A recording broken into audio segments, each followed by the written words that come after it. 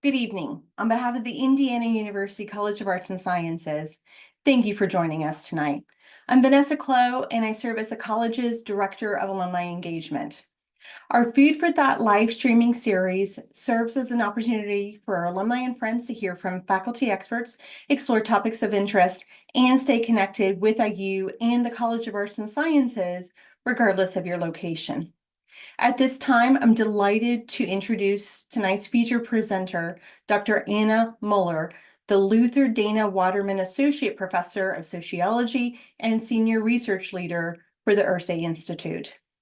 A leading expert on youth suicide and prevention, Dr. Muller's research explores how social relationships and contexts shape adolescent health with a focus on suicide clusters and community healing.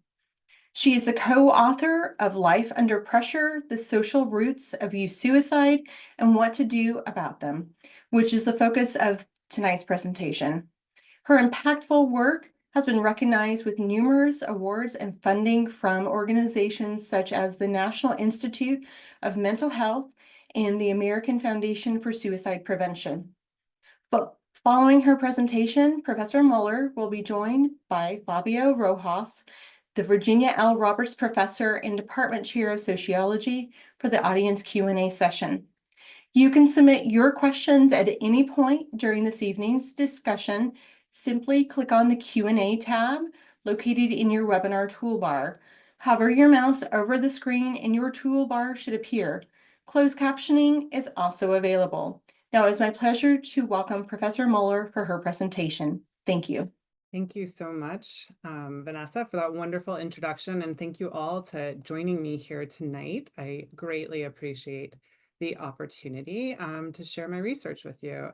All right, okay, thank you again for joining me this evening so that I can share some insights from my recently published book, Life Under Pressure, The Social Roots of Youth Suicide and What to Do About Them. I want to start by just saying that this can be a difficult topic. Please take care of yourselves first. The benefit of being online is that if you leave, I won't even notice. And I have taken great care with this presentation tonight to make sure that the material is appropriate for a general audience and not too heavy or challenging. But some of us, myself included, have been directly impacted by friends and family who are living with suicidal thoughts, have suffered with our own suicidal thoughts, or have experienced bereavement. So please know that help is out there. Of course, we have the wonderful new resource in 988 across the United States and here in Indiana, if you're still here in Indiana. So I will just point you to those resources and encourage us all to take care of ourselves first and foremost. Now, whenever I am giving a talk about mental health in adolescents, and especially when I'm focusing on suicide, I like to begin by reminding everyone that most kids do reasonably well in terms of their mental health in adolescence. But it is a period of developmental vulnerability. And unfortunately, since about 2007 and before the pandemic, during, and even after, in the United States, we have seen pretty significant increases in youth suicide over this period. So suicide is a problem that we do need to be concerned about. And I'll also add, it's a problem for all kinds of youth. Various, youth from different socioeconomic backgrounds, like poor kids, rich kids, kids from different race and ethnic backgrounds, among boys and girls. So suicide can happen to anyone. And so it's really important for us all to kind of educate ourselves and prepare to sort of build a world that's worth living in and where kids can get connected to care. And that's hopefully what we're going to be sort of learning more about tonight. So one of the challenges as we face this national problem is that unfortunately it's pretty difficult to figure out why one child dies by suicide and another kid with seemingly similar stressors and sources of resiliency, like social support or supportive families, why one kid who looks almost the same, identical to another kid, escalates to developing suicidal thoughts or even attempting or dying by suicide. We've identified numerous risk and protective factors for suicidal thoughts, behaviors, and even for suicide death, things like interpersonal experiences like bullying or going through a painful breakup, or experiencing trauma or mental illness, or on and on and on. The problem is all of those are really important to consider, but they just don't help us sort out which kid is going to be at risk. So we really struggle to like intervene in a timely fashion. It can be surprisingly hard to do. Now, part of my work is in trying to understand why some places become disproportionately vulnerable to what we call suicide clusters. And when I say a suicide cluster, what back of the envelope definition that places like the Centers for Disease Control and Prevention use is essentially when we have three suicide deaths in a short period in a particular place, like a school or a community. But we also will be pretty concerned and label it as a cluster if there's just two suicide deaths and alongside a suicide attempt. So that's what basically I mean when I'm talking about a suicide cluster. So unfortunately, suicide clusters have increased alongside increasing rates of youth suicide in the United States, since 2007 that I just mentioned. And part of this is because unfortunately, on average, when youth are exposed to the suicide attempt or death of a friend or a peer, that does increase their vulnerability to thinking about suicide as something they themselves might do. Um, but beyond that, we know very little about why suicide clusters happen or how to disrupt these incredibly painful and traumatic events for communities to go through. We basically know that youth are more vulnerable to dying by suicide as part of a cluster than adults. We know that people with pre-existing risk factors are more likely to die in a suicide cluster than people without pre-existing risk factors. But as you can already imagine, these things don't really help us figure out where to intervene and how to support communities in healing. So this is a task that has like really driven my research agenda for the past 10 years and is at the heart of the book that I published in the past year. So one of the solutions to this admittedly kind of frustrating situation is to kind of change the question that we've been asking as suicide prevention scientists and practitioners and activists. So much of suicide prevention has been desperately focused on managing kids that are in crisis, kids who are about to attempt suicide or who are, imminently at risk. And of course, that's incredibly important to do with compassion and care and concern and all of that. I would never want to denigrate that. But some of us have begun to be sort of do what we call move upstream and kind of change the question to think about like, man, how can we just promote mental health among all youth? How can we build worlds that are worth living in so that we're minimizing that risk of kids feeling like suicide is their only option? And then, of course, we also need to increase help seeking so that when people experience difficult times, which admittedly we all go through difficult times at one point or another, right? We can get the help, we can get the care that we need. We can feel safe in asking. So this is where I argue the social roots of suicide really matter. When we look at the social environment and consider, does it support our mental health? Does it minimize our risk? And does it help us get connected to care when we need it? So I'm going to turn now to talking about an in-depth case study that my collaborator, Dr. Seth Aberton, and I did in a community that we call Poplar Grove, USA. Poplar Grove is a pseudonym. All names of people and places tonight are going to be pseudonyms or like fake names in order to protect the privacy and confidentiality of the people who shared pretty deep and personal things with us. So we're going to walk through this case study in order to understand suicide social roots and begin to think about how they matter to suicide prevention and then what we can do to change the story.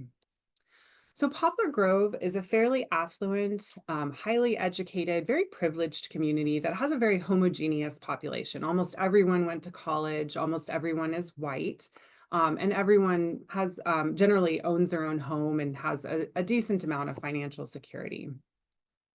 Despite being a beautiful, wonderful community that really prides itself on taking care and being that wonderful connected community, Poplar Grove has also been home to an enduring youth suicide problem that's lasted over 15 years. It's actually been doing a bit better recently, but at the end of our field work, they were unfortunately still experiencing losses to suicide among the students. Now, the suicide problem is really centered around one public high school in the community, which is, of course, concerning for that school and for families sending their children to the school. Poplar Grove does experience recurring suicide clusters, which we kind of call an echo suicide cluster when one cluster sort of starts and just continues reappearing over the years. So I'm a huge methods nerd. I love research methods. I teach research methods, but I'm going to be very brief here, and I'm just happy to answer any additional methodology questions that you have, or you can also read the appendix in the book if you really want to get into it. But what we did is we spent a lot of time in this community. We got to know the locals. We did interviews and focus groups, which are small group interviews with all kinds of folks, of course, teenagers themselves, parents, family members, mental health workers, representatives from the faith community, from the school, from so on and so forth, crisis responders, physicians, on and on. So we took a very broad community approach to understanding this work. We also have done work on suicide bereavement and suicide loss among people outside of Poplar Grove, which I'll reference at least once a little later on in the talk. I do want to make, before I turn to my results and talking about what we learned from Poplar Grove, I want to just make a brief note about language choices and best practices. So in the suicide prevention community, we usually prefer to say language like died by suicide instead of committed suicide. Committed can be kind of stigmatizing, makes it sound like suicide is a crime, which is not really a fair or compassionate way to think about people who have lost their lives to suicide. Um, I will never use that language. I will always conform to what we consider best practices. But I do want to share with you that we have decided to leave people's voices intact. And sometimes people do use the language of commit suicide. I apologize if that feels hurtful for you, but I wanted to at least let you know sometimes hearing that language, that stigmatizing language, can be painful for audience members. So I wanted to at least give you a heads up that only when it's in the words of people who actually they themselves are usually bereaved by suicide or highly impacted by suicide, we leave their words intact to honor their experience. Okay. All right, so we're going to turn now first to talking about the social roots of suicide that we found. Actually, it's more than 3. Sorry, I added a few for this presentation. And then I'm going to connect why these social roots actually matter to people's vulnerability to suicide. So one of the things that became immediately apparent during our fieldwork in Poplar Grove was that the community was home to very clear, fairly rigid, and very broadly shared cultural expectations of what the ideal kid and the ideal family looked like.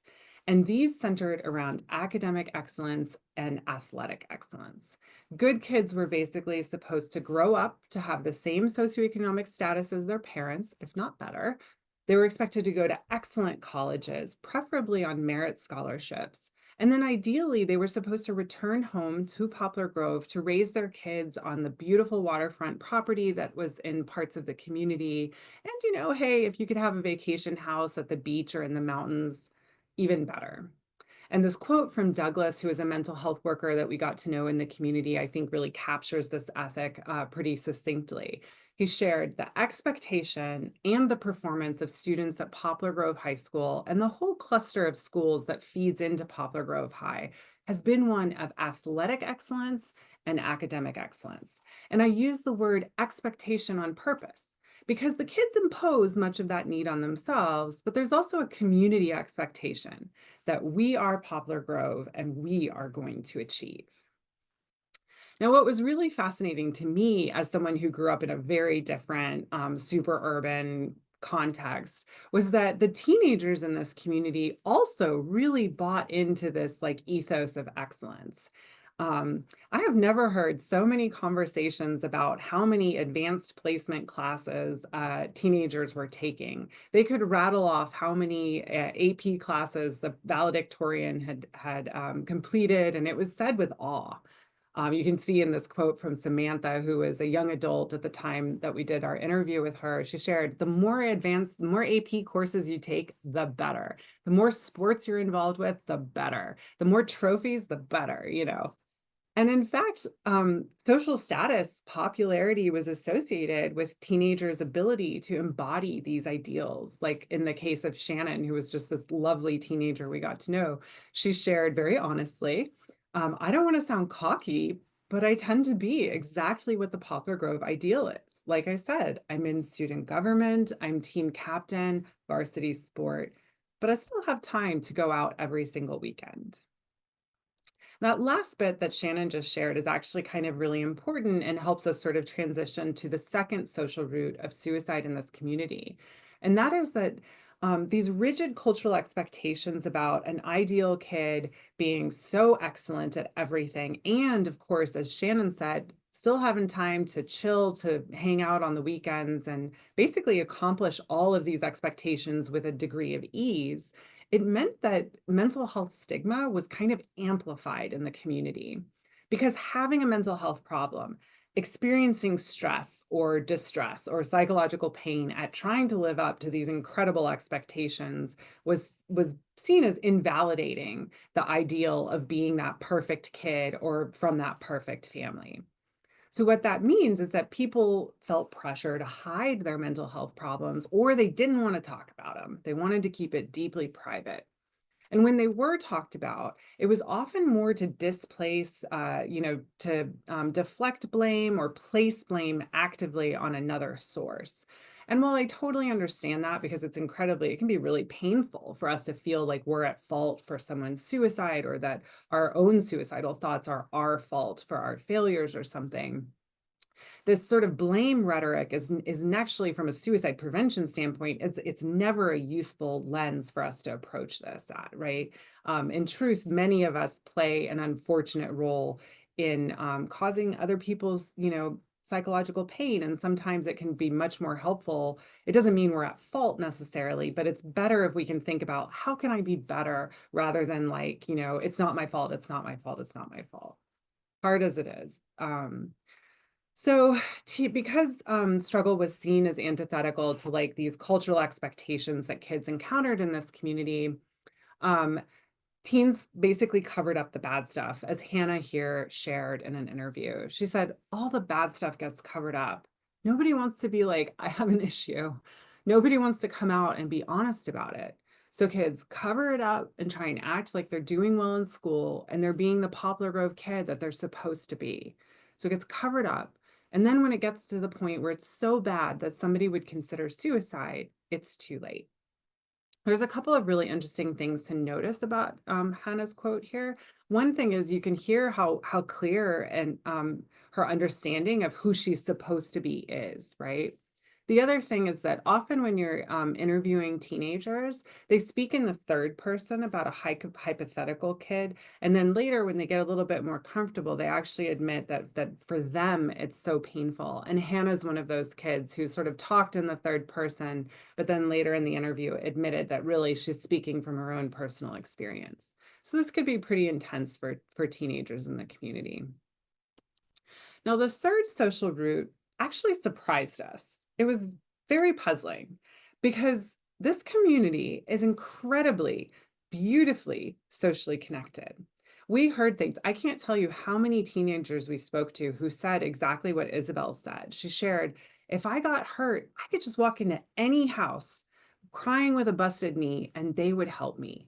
I love that sense of community that we feel. Similarly, Victoria said, nobody ignores a request for support. Somebody will always rearrange their commitments. It's pretty amazing. Jim chimed in, it's a very tight-knit community. We have a community pool and everybody knows everybody. We know all the kids. So you feel like there's this safety net around you all the time. And in fact, the community is organized around these shared spaces like a pool or a park so that the community can gather together informally with great ease. And it does make the community an incredibly powerful, beautiful place. But connectedness is supposed to be protective, right? So why are we finding this in a community that's having such a hard time connecting their kids to the mental health care they need? Well, if we were in person, I'd ask y'all to raise hands and say, how many of y'all live in a small town? Because you can probably begin to anticipate that there were some downsides to this intense degree of connectedness. And that is that people really cared what other people thought. Kids' actions were very tied to the family's reputation. And perhaps most importantly, deeply private and personal and sometimes painful information could easily become public through gossip. There was a very active grapevine that sort of intensified people's need for this privacy. And just as one example, this quote from Margaret, who's a mom that we interviewed, she shared, "So I don't know this family very well. I only know what I've heard through the grapevine. Emmett, who'd committed suicide, he was in and out of a mental institution a couple of times, is what I understand. He was on medication, he'd had counseling. Supposedly, he'd threatened suicide many times. His parents knew about it. The last fight they had was, 'Emmett, you're getting really bad again. I think it's time for you to go back to the hospital.' And shortly after that, he killed himself. That's the rumor I heard. It's qualified, but it's still a rumor." So Margaret readily admits that this is just a rumor, but we actually were able to interview people who were very close to Emmett and knew quite a bit about what was going on in the days leading up to his death by suicide. And in fact, a lot of this detail is very, very close to the truth, just illustrating how very private, painful things can be completely public and discussed in this community, and that can be hard for anyone, right? Now, on top of this, um, this community is basically the most elite, the most prestigious, the most desirable community in its county, and one of the most desirable within the state. So the importance that was placed on this social connectedness was really intensified by the importance of maintaining Poplar Grove, the community's reputation as a whole. So Sarah is a mom that we were able to interview, and I think her quote gets at this quite well. She shared, "People live in Poplar Grove because they want the best schools. They want the best for their children.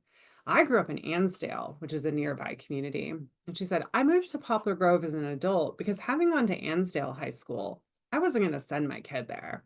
There wasn't anything wrong with it, but Poplar Grove is Poplar Grove. Everybody wants to get in because they think they're missing out if they're not in. And then the people that are in, they feel the pressure to maintain that level of what people associate with the area." So what Sarah's quote emphasizes is just how much being in mattered. And to me, especially as an outsider to this community, it's fascinating because Ansdale is actually a fairly high status community in and of itself, but it is much larger. It's a small city, and it also has substantially more socioeconomic and racial variation. It has public housing, it even has apartments and hotels alongside its beautiful homes and waterfront property. Whereas Poplar Grove is just majority it's just much more homogeneous. Almost everyone is a homeowner. There are almost no apartments, and everybody is pretty financially secure. All right, so now I've kind of introduced the social roots. Now I want to talk about the consequences that these had for youth's mental health. You can probably begin to anticipate some of them. So the first consequence is the most obvious, and that is that we found that youth really struggled living up to these intense expectations. They experienced a lot of emotional distress tied to these expectations, tied to trying to live up to being that ideal Poplar Grove kid. So in order to illustrate the consequences of this social environment, I want to introduce you to a teenager that we call Scott. So Scott is one of what we call our cultural rebels. And the reason that we call him that is because while Scott understands the cultural expectations, as you can see in these quotes, like he knows you're supposed to play a sport, you're supposed to take all those APs and be achievement conscious, you're supposed to, do all the things. But he's rebellious because he works so hard to reject these cultural expectations. Over and over again in his interview, he told us things like, "I made a choice to break away from the culture and do something that made me happy. I don't think it's a good culture. You need to make sure you're living a good life," and so on and so forth. But despite his efforts to, define his own reality, these cultural expectations still haunt him, at least to some extent, kind of damaging his sense of self and his self-esteem. In short, Scott says, "I feel stigmatized, for not being at the educational level that he, quote, should be." And he goes on, he says, "I feel bad about it. Like I feel like a fish out of water." Now, we heard things like this from so many youth, but that it appears in these kids that were so articulate about rejecting the culture as not something that feeds their well being. It was just illustrates how hard this is to escape this sort of cultural ideal. And so, though Scott was a bit unique in his work to reject the local culture, a minority of teenagers did that we spoke to. The consequences to his sense of self were something that we found in almost every single interview that we did with youth and the young adults who grew up in Poplar Grove. For many youth, like Vanessa in this quote, the rigid, clear expectations created this intense preoccupation with failure, along with really negative emotions. Like she said, I definitely put a lot of pressure on myself just because I saw all these people doing so well. It's a very toxic thing because you compare yourselves to others so often that it just gets crazy because you're trying to do better than everyone else. The pressure kind of got to me though sometimes. I get overwhelmed very easily, and there were times when I had mental breakdowns because of it. And again, Vanessa was very much not alone in this this feeling of just not being able to manage. We also found some evidence of tying this struggle to meet expectations to youth who actually died by suicide, such as Michelle. So when the hard thing about understanding suicide is, of course, that we can't talk to Michelle or the other teenagers who died by suicide themselves to sort of understand their experience. So what we do in that case is we do a method called social autopsy, and what we do try to do is we try to interview a bunch of people who understood who were close to Michelle, and try to understand from their perspective what they saw in her. So this is an imperfect method, but it's one of the only ones we have to try to make sense of suicide death after a loss has occurred. And so one of the things that several people shared with us about Michelle that was like really important about her case is captured by this quote from Molly, who was one of her best friends. Molly said, Michelle never felt like she could be perfect in her own eyes. And she'd explained this to me just a week and a half before she died. Even though on the outside, she's like super athletic, varsity athlete, stellar grades, headed for a great college to play lacrosse, but she felt like she wasn't doing everything right. And that was not long before her suicide. So, the second consequence to youth mental health that we saw was the suppression of help seeking. Basically, teenagers were very unwilling to admit that they needed help or to ask adults or even their peers for help. So we heard this earlier in what Hannah said, right, about all the bad stuff getting covered up and no one wanting to admit that they have an issue. So we read through every interview that we did with teenagers in the community, and only 32% of them could be classified as help seekers, meaning teens who sought help from an adult and not just a peer or a friend. And the reason we use that definition is because in general, when teens feel they can turn to an adult instead of just a friend, they're much more protected against suicide. Now, I'm not saying that friends and peers are not important because they actually are incredibly important in adolescence, but the research really shows that when teenagers have an adult on their side that they can trust with anything, that's the best practice, because adults can do better at connecting kids to care they need. Um, this is very different than in our comparison sample of young adults who had also been highly impacted by suicide. 67% of those individuals were classified as help seekers using the same definition. What's also interesting is that mental health stigma was very much present in our comparison sample, but it just didn't thwart their ability to talk about their deepest pain in the same way that we saw in Poplar Grove. Now, the suppression of help seeking, we also learned about this from the mental health workers in the community. Over 60% of them reported something similar to Bill, which we hear in this quote from him, where he shared, as professionals, we try to get parents on board with coping with their kids' problems, but they don't want to deal with it. I think that's my biggest issue. You can see red flags all over the place, and the parents don't want to do anything, even to the point where kids can even threaten to kill themselves. And you call the parents and they say, oh, they're just playing around. Or I'll call and say, I really think you need to take them in, meaning to the hospital or to a crisis center. And they'll respond, oh, they'll be perfectly fine. And it just tears you up inside, he shared. And of course, remember, he's actually talking to parents who have some contact with a mental health safety net or mental health care. So we can imagine that this could be even more egregious among families that don't have any relationship with mental health care workers. Now, we also found evidence of this connection between being unwilling to seek help and again, people who died by suicide in the community.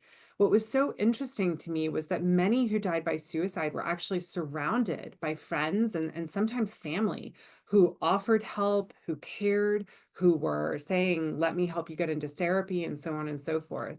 But teenagers were in general just not willing to admit that that was what they needed, or even perceive themselves that that would what was what they needed. Now, we were able to interview one person that we call Carrie, who was a young adult who attempted suicide using a highly lethal method when she was a teenager at Poplar Grove High School. And what was so interesting to me about Carrie was she described herself as having this incredible network support that surrounded her in her faith community and in her friends, and in her father. But she absolutely just was like, I could not seek help. It was an unacceptable option. And so I asked her if she could explain that to me. And so her explanation was the best way I can explain my refusal to seek help, even though I had amazing friends, is it's the kind of person I became. I don't know if this goes back into that mentality where I was like, I gotta be a good person. And I just sort of became the person I was known as. And then I saw myself as was this strong, independent person that didn't need anybody guiding me. Carrie was very admired by her peers. She very much appeared to fit perfectly the Poplar Grove ideal. She was also class president. She was also on a varsity sport, headed to a fantastic college, so on and so forth. Deep, incredibly popular young person. Um, and it just was at odds with her definition of good. Um, to be somebody who was experiencing crippling depression and who needed really profound help. And she was deeply, grateful and thankful that she survived. And then she's become this wonderful advocate for seeking help and so on and so forth with her life. Now, the next consequence is that youth in Poplar Grove developed passive views of suicide. So, in this community, one sort of corollary of the mental health stigma, along with just the school's fear of another suicide cluster happening, was that they did not want to talk with students about suicide.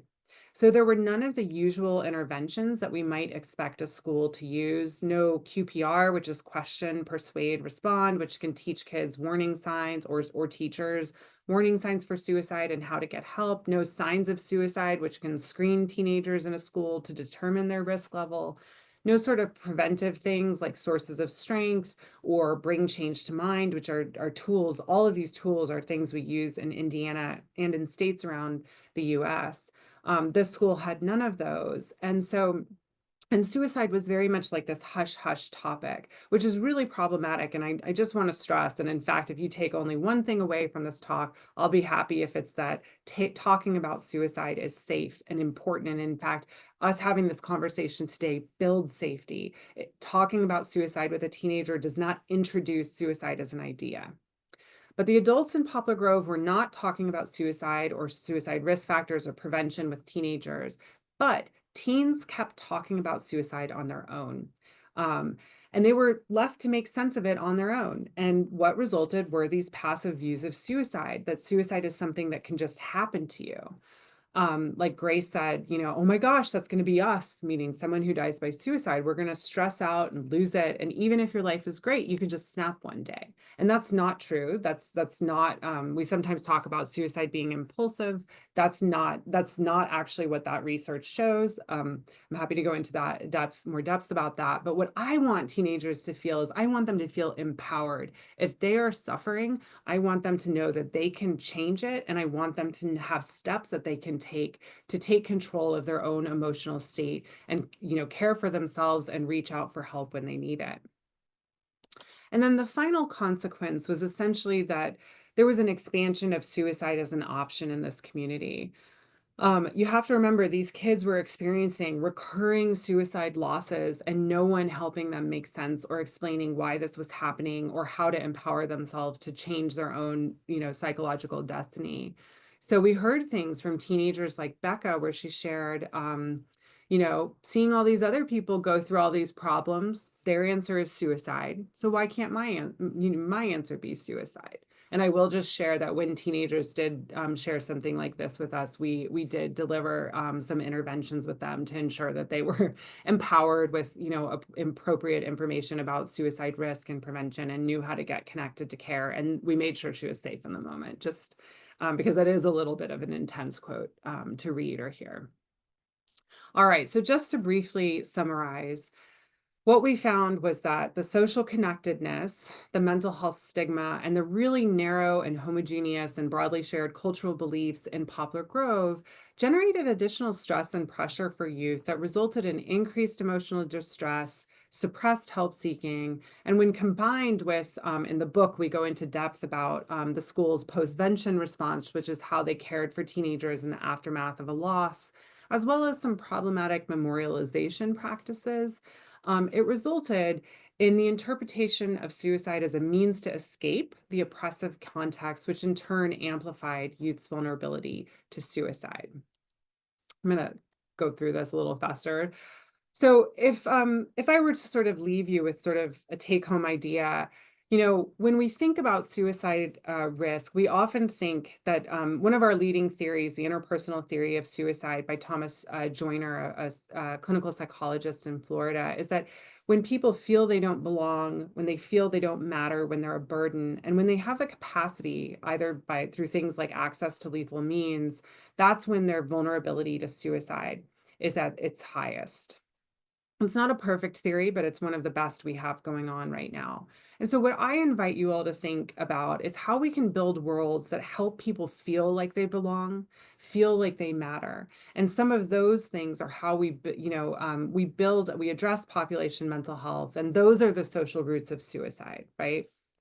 And suicide prevention is a bit overwhelming, but I think that actually recognizing that it has social roots creates space for more strategies for suicide prevention, for thinking outside of the box, and it also creates space for each of us to make a difference, right?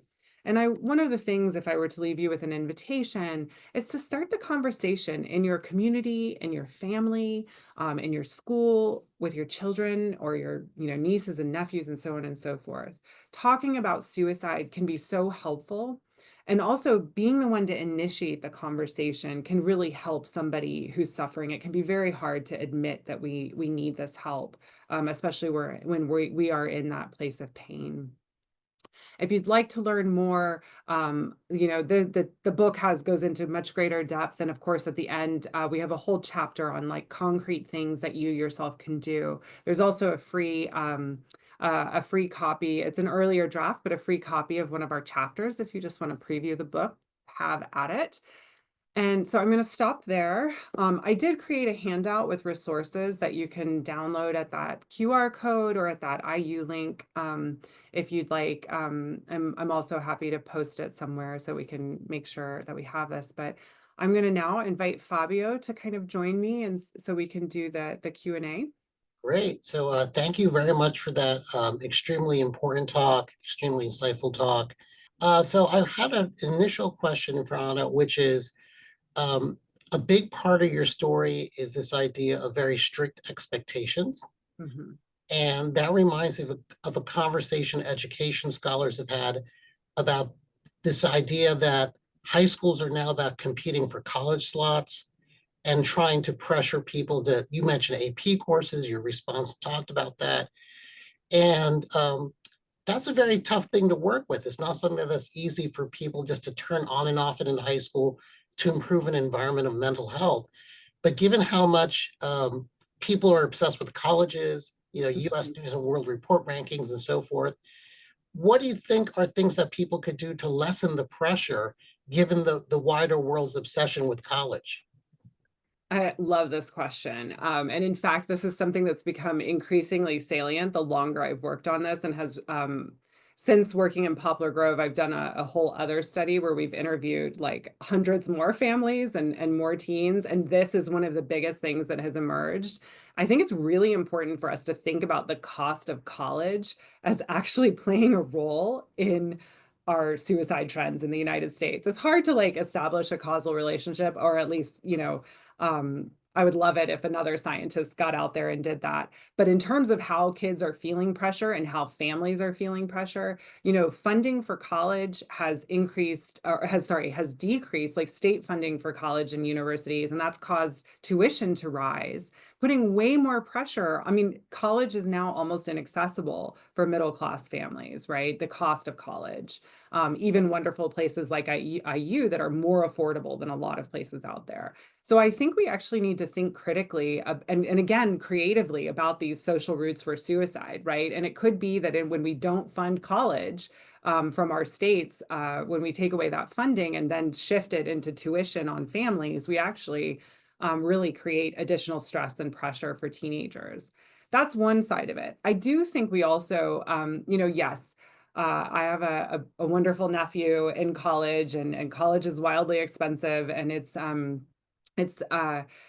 we feel like we have to go to this perfect college. And I want to push back on that a little bit, right? I think it's actually okay and even wise to go to community college for 2 years and choose that more affordable option, get your prerequisites out of the way, and then transition to a college like IU or some other 4-year college. And we put such judgment on like, oh, are you going to Harvard? Are you going to, wherever all of these fancy places, or even IU, right? IU Bloomington versus IU Kokomo. But in fact, you can get a wonderful education and go on to a meaningful career at so many of these places. So I think we would do well to also think a little bit more critically about whether some of the pressure we're putting on our children to go to that top place is actually rational, because sometimes it's not, and sometimes it may be doing harm, especially if we have a child or a student that's a little bit of a different learner, or maybe is taking a different path to adulthood, and so yeah. As a former community college teacher, I feel great with that comment, knowing that, we're making lives possible and helping people out. Mhm. And I just want to remind viewers that please use the comment box to type in your questions. We're happy to answer as many of them as you can. And while you're thinking of your questions, I have kind of another question for Anna, which is about memorialization. In your book, you talk about how people talk about suicide after it happens, and how there are better and worse ways to do that. So maybe you could tell people about your findings and what schools can do to make things that are good for students and good for everybody's mental health. Yeah, the topic of memorialization, which, just to be really clear about it, that can be anything from, a physical memorial to a vigil that's held, or even to a funeral or memorial service, a formal funeral or memorial service. And one of the things that we noticed was that, well, first of all, these memorial services, whether it's a vigil or the actual funeral service, are incredibly intense experiences for teenagers. And so the messages that are shared there are incredibly intense. And there's a huge opportunity there. I want to be sensitive to the fact that a family is mourning the loss of a child, and I don't think it's right to like tell them what they can and can't say. So I want to be very careful and respectful of the fact that would never be something that I would advocate for. However, there were some families in this community who were so honest about the psychological pain that their child experienced that led to their suicide death. And they really got up there and they shared their grief. And for so many kids, experiencing their own grief actually did not impact whether they were more or less likely to see suicide as an option for themselves. But when they witnessed the grief and pain of families, especially the parents of the child who had died, and when it was tied to this mental health stigma, the mental health struggles that the child was experiencing, that was actually incredibly protective for the young audience, we had several people who shared with us, I had been suicidal in my life, and then after realizing the devastation that it causes a family, they were like, I could not do that to my friends and family. So some of the things that we encourage people to do is to talk openly um, about suicide and even mental health, if at all possible, within these contexts. Being honest in these moments can be powerfully protective for those who are left behind. It can also be a little bit dangerous if we just completely silence conversations about mental health when the cause of death was suicide. It can lead sort of to the glorification or the romanticizing kids romanticizing suicide as a way to have just everybody there talking about all the amazing things that you did. Again, such a difficult topic because this is in the midst, the height of a family's grief, of teenagers' grief. So it's very, very difficult, but I really, it was a real honor to get to see some families take their pain and turn it to such good. And in fact, that the family that did that and talked honestly, that was one of the only times that we didn't see a suicide cluster emerge. So it's like an N of one, but what a kind of hopeful story. And it's also really, we talk about suicide contagion, and that's such a scary thing, but we also saw this inoculation, right? That there could be this growth and protection that grows in the aftermath of suicide if we're honest about the devastation that a suicide death causes. Great, thank you. Phyllis Schmidt had actually asked about memorialization, so thank you for your question, Phyllis. We actually have a number of really excellent questions. I'm going to ask them in pairs so we can get as many of them as possible. Angela Lexman asks about the role of social media as part of the intense pressure. And Kurt Queller asks about kind of an anthropological issue. He writes, the intense social pressure kids feel in Poplar Grove reminds me of an honor shame culture. Does that make sense to you? And would this help you identify which communities might be at risk for this? Yeah, sure. I'll take those in order. Yeah, so in terms of social media, so here's the really interesting thing is in hindsight, we sometimes don't realize how rapidly social media is changing. So we primarily did this research between 2013 and 2016. So a lot of like the Snapchat, the world that we have today was not the world that these kids were experiencing, even though this just doesn't seem like that long ago to me. We did find that teenagers were using social media to talk about the losses. In that period, texting was almost like the biggest sort of problem because teens could text and parents wouldn't know, and they would be finding out terrible information like that their best friend had died by text, which is that's a very intense way to find out. At the same time, what else was social media?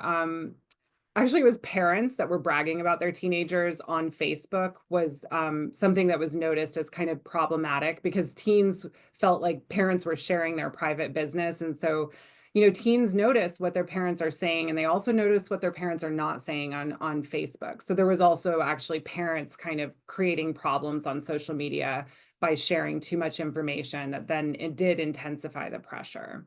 Obviously, social media is a complicated thing today for our youth as it's radically expanded. The research is actually mixed on that. There can be some benefits to involvement in social media for teenagers' mental health as it provides opportunities for connectedness. There's a lot of high-profile books that just come out and just really slam social media, and they are generally a little bit beyond the data that we actually have right now, but we desperately need more research on social media. In terms of the shame honor culture, like, yes, I do think absolutely shame was very prevalent in this community among families of children who were suffering with suicidal thoughts, or survived a suicide attempt, and embarrassment on the family's part of like, why is their child having these problems? And I do think that that is one thing to look for, but I also do think there's other social roots of suicide. So it's not just one kind of community that's going to be vulnerable to suicide clusters. We actually need a lot more research on this topic, and we actually really don't know a lot about what kinds of communities are vulnerable. And in fact, that's something that I'm working on with my latest study here in Indiana, as well as in Colorado, trying to see if we can understand what kinds of communities are vulnerable to these painful events. Great. A number of people had expressed their personal appreciation for your research and your presentation, as this is something that has affected them, and they've had ideation themselves. So I wanted to communicate to everybody watching that we really appreciate this, and we appreciate Dr. Muller for doing this research and trying to be productive and helpful in this respect. So thank you very much for your comments. In terms of social science comments, Ronald Thompson asks about the dismal outlook for the planet. Does that play a role in youth perception of the future? And Calvin Piat, I'm sorry if I mispronounced your name, or Piat, has an individualistic mentality for suicide translated into poor structural policies that create potential environments for suicide to be more likely to occur. So bad planet outlook and individualism, too much of it. All right. So in one of that more recent study that we finished data collection on that I mentioned, yeah, actually teens do raise two things. One is actually climate change and feeling like adults are not taking the future of the planet seriously. And it actually like not only makes them worried about their own future, but it also atrophies the trust and safety that they feel with adults in their lives, or even just faith in our society. Additionally, like, yes, a stable, functional society that that breeds mental health, right? And well-being. So stability is very good for mental health. That's one of the things we've known for a while. So anytime we're facing a lot of upheaval, it's going to actually filter down to our teenagers, and they do speak about that. With the individualism, it's tricky to think about.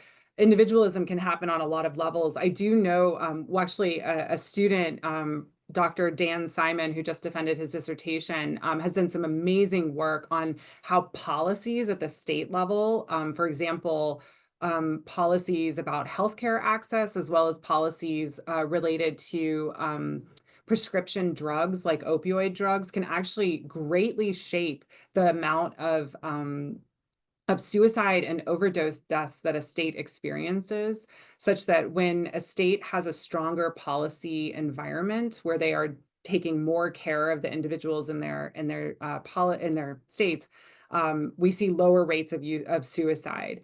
I think in Poplar Grove, yes, there was a lot of like personal responsibility placed on kids. Like, you are lucky, you are growing up in this amazing community. You should be grateful. You have the world as your oyster. Like, why are you not successful? So there was this narrative of personal responsibility that was absolutely making things tougher for teenagers. I'd love it if we had a more systematic answer. And anybody can email me. I'll send you Dan's paper, because I'm sure I haven't summarized it adequately, but there is some pretty powerful and compelling work on the fact that we need to think structurally and collectively, and not just make this an individual problem, which is actually at odds with how we've thought about suicide, the causes of suicide, which for many, many decades we just thought was caused by mental illness, and that was it. And now it's just abundantly clear that it's absolutely not. Thank you for those answers. We have a number of excellent questions. If we don't get to your question, please email Dr. Muller or myself, and we'll try to respond. But we'll do a bunch more before we hit 8 o'clock. So Ellie Puglisi asks, can you recommend similar studies that have found similar cultural expectations and negative pressures in workplaces? And David Miller asks, do you find that parental tracking of students' whereabouts with iPhones and the practice of solving kids' problems, maybe they're referring to helicopter parenting perhaps, contributes to depression and anxiety? Great questions. That's a great question about workplaces. I do know of some really powerful research from Japan that does talk a little bit about how high pressure workplaces can be tied to suicide. But I'll have to confess that I'm not the greatest when it comes to like adult workplace research. I'm very much a developmentalist, very much spending time with teens and in school. So that might be a limitation of mine. The tracking of students, man, you know, I grew up in the 90s and I just loved that nobody could track me. So I have a little bit of a hard time answering this one. I do think that that letting kids fail and experience failure is an incredibly important experience. It's also, you know, teenagers developmentally absolutely need to be developing independence, right? And so if we're tracking them and monitoring them and fixing every problem that comes their way, we're not actually helping them foster the independence that they're going to need when they show up in our classrooms here at IU, making their own choices about whether to come to class, whether to study, whether to do things, right? What to eat, whether they exercise. So I think it's really important to recognize that all of these things are intertwined. And just as a fun fact, in Poplar Grove, some of the parents jokingly referred to themselves as B-52 bomber parents. They were like, helicopter is not enough. And they were joking, I mean, but they were poking fun at their own parenting culture. Wow, that makes me scared, and I'm a parent to think about the B-52 parents. Okay, let's give you 3 questions so we can respond to people. Okay. Marla Habecker asks about religion and community, whether that promotes quote unquote good behavior. Liza Halloran asks about people with stigmatized identities like LGBT students, people with ADHD or dyslexia. Do these people exit the community or do they stay and suffer the pressure? And Robin Long asks just kind of a basic social science question. Do we see less suicide in communities that are not seen as so perfect, maybe middle class or working class communities? Yeah, I'll just take them in order. So, yeah, faith is a big part of this community of Poplar Grove. There were a lot of churches. There were no synagogues or mosques locally, although you could drive 15, 20 minutes and find yourself in a synagogue. The faith communities were beautiful places of support. They were some of the best suicide prevention work was actually happening in the faith communities, and teenagers very much got a lot of support, important support from those communities. But because the community was so small and so intertwined, that connectedness just worked the same to kind of counteract some of those benefits, just as it did with like the neighborhood, the beautiful neighborhoods. Sorry, I lost the, sorry, the answers moved. Right, people with stigmatized identities. Do they Oh, yeah. So, you know, in general in Poplar Grove, like people were pretty kind to like LGBTQ plus students. Like we interviewed a number of them, and that actually wasn't like a huge challenge. Although at the end of my research, when I went back to share the book with the community, I did have a parent pull me aside that I've known now for a number of years, and she was like, "Oh my gosh, I have a trans child, and I'm just very worried about them starting at Poplar Grove High next year." But so it's a strange community. It was accepting in some ways, but then in other ways it was difficult. And yes, learning disabilities were very difficult for people in this community because that was just so at odds. Even though, you know, I'll share like one of my most fantastic postdocs has dyslexia. You know, I mean, you don't have to be seen as not academically capable just because you have a learning difference, right? And then what was the third question? I'm sorry. Oh, about whether communities that are less perfect, middle class or working class or whatever, whether do you see less suicide there? Yeah, I mean, that would certainly be the community I come from. I come from a huge heterogeneous, you know, big city where everyone was just different. Honestly, this is a question that fascinates me. And again, is something that I'm trying to answer with some of my my research that we started launching it today, actually. So I hope to have better answers in the future on that one. Great. So we're almost done with the hour. So I will combine a few questions and try to give one last round before we have to say goodbye. But Laura Lynch and Maria Huber talk about what's effective in the schools. Was particularly effective. Laura Lynch is a school counselor who asks about how do we get over the stigma of talking about it, getting people to attend events like this. And Jody Spain asks a methodological question, which is about the differences between accidental suicide, such as overdoses, and something that is intentional. Yeah. So, any school counselors in the audience, please feel free to reach out to me. You guys are my people. I just spent 4 years shadowing school counselors in 12 different schools. And I actually have a lot of resources very organized that I can very easily send you the link to. They're publicly posted, or if you go to my website, you can find them. There's a lot we can do in schools, but that's a lot. We do have a lot more work to go to really build up. And that's actually my current work, is trying to figure out how do we support schools and doing a better job with suicide prevention. In terms of, so with suicide, we actually require it to be an intentional death for it to count as a suicide. But as you can imagine, with drug overdoses, we sometimes don't know people's intent.